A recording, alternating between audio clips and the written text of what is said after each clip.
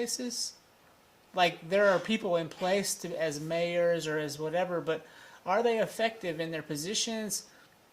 You see ones who are effective, ironically, in Florida and in Texas, but I don't know what our local leadership in Buncombe County is really doing. Maybe I'm out of the loop. Do you? I mean, I don't follow any local politics Isn't anymore. that funny? Yeah, Like, it's and hard to. Yeah, I'll tell you why. We had people like in the city council that were, I know they were making good changes. I know they were for a fact because I could see them. But it's the powers that be that actually run the city, and the clusters that actually run the city. Like, there's only like really two major clusters: beer and tourism. Mm-hmm. Yeah, it's annoying, and eventually it's gonna be weed too.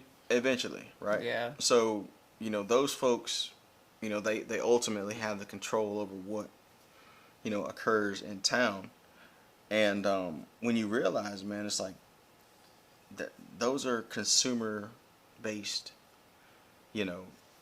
products, really, and that's economic. It's not social. There's no social agenda at core. Are we slaves to the consumer economy? Yeah, Is most there a definitely. way for us to create a secondary economy that's not based on consumerism?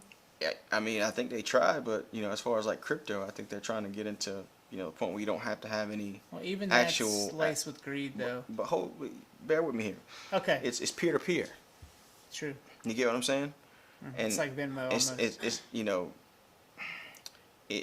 it's hard to have a relationship with trade if you don't have an established monetary system, right?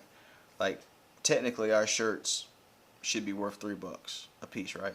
Yeah, certainly $26, probably. Yeah, Ish. 26. I I think I it. paid like 12 for mine. I might have got right? it at Ross, so it could be $6.99. I don't know. Right, but think about what's the variation in prices in a T-shirt. Oh, they go. I mean, anywhere from $150 to $6. Yeah, and probably got some $300 or more if they're Gucci or Louis Vuitton or whatever, Hermes or whatever. Okay, so if that is somehow logical, right?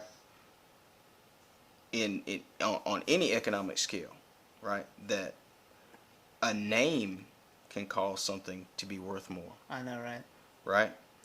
Then it's the same principle with cryptocurrency, right? Because they are the same thing. So you have to have the right crypto.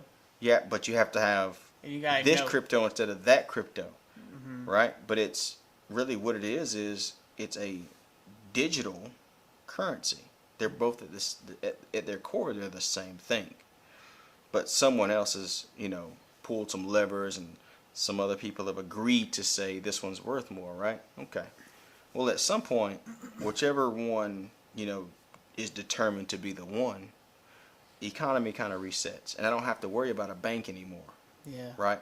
I can go and I can do work, and I can get paid in cryptocurrency, right? My labor.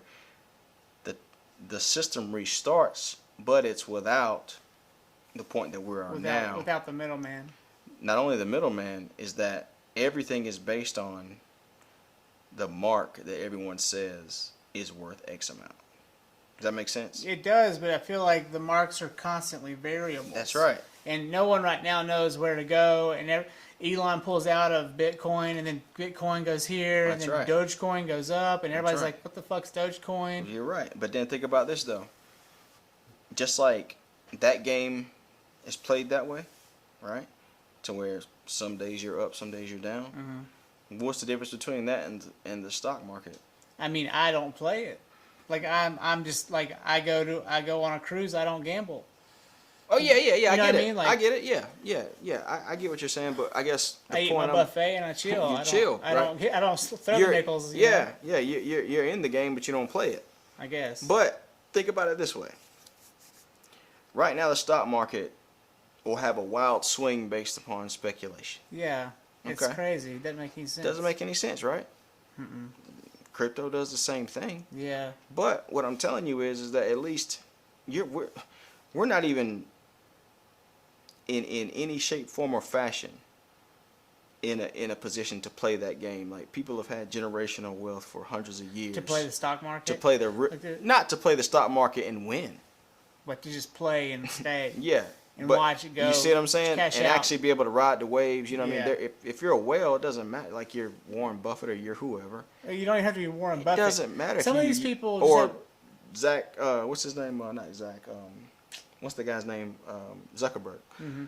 But this is the thing. Like, there are those people. There are the Buffetts, and these guys. That's fine. But there are certain people in our culture who are just born and like they've got like 300 grand in the bank.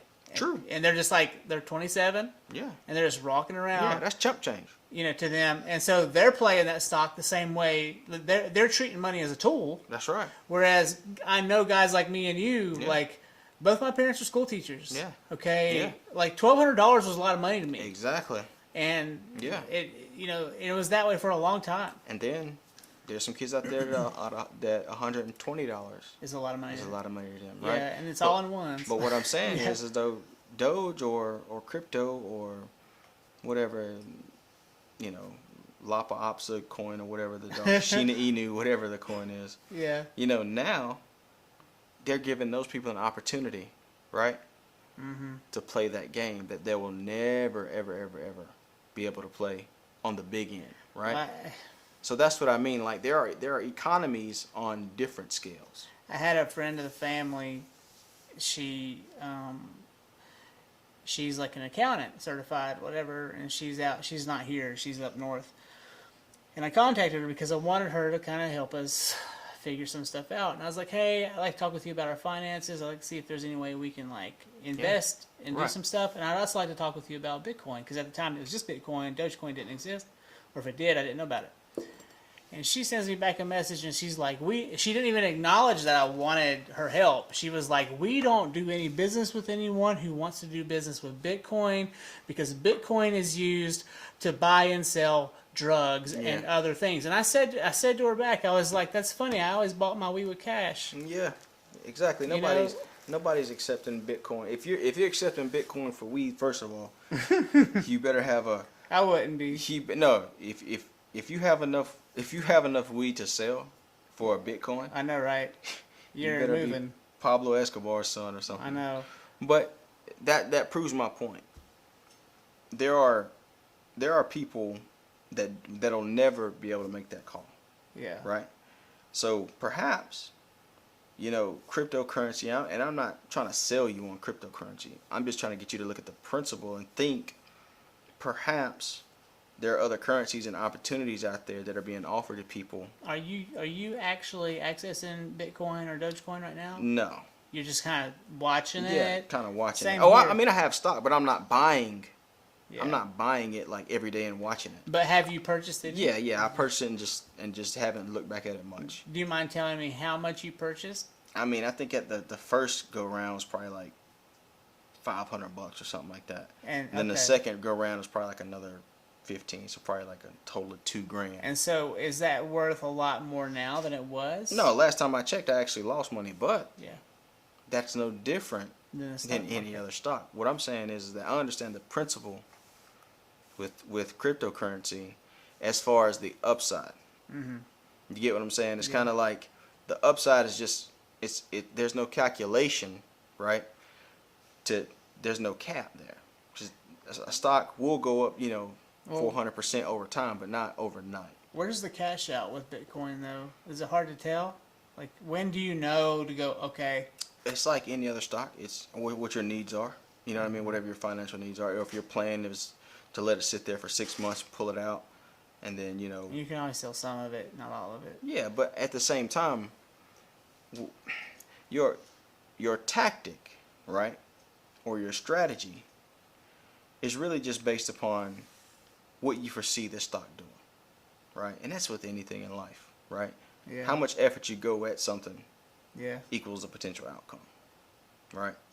So I'm just kind of stoked about the fact that it's new, and there are people that are investing that have never invested before. It's also like, I don't know what the right word is, but it's working against the norm of our time. The establishment, right? And so like it's a rub, and I think it's almost like you're seeing water pour over into it, and it gets more weight. Mm-hmm. And that water are all the souls who buy in, right? Yeah. and then all of a sudden it has traction, obviously, and now people are buying Cybertrucks with their Bitcoins, or they were. Yeah. Now they're not. Yeah.